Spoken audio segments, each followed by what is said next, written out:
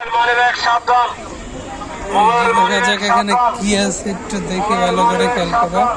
Like মুরব্বি আসছে আর লাগে নাকি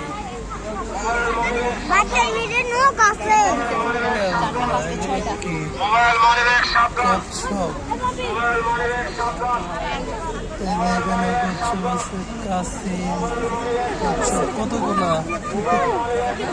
এইগুলো ছোট ছোট, এগুলো ছোট আবার অনেকে মারে।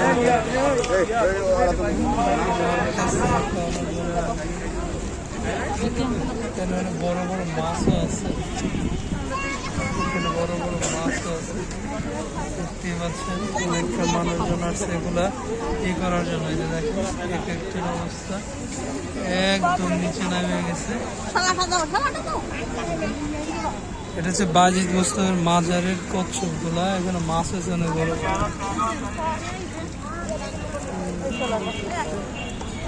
দেখতেই পাচ্ছি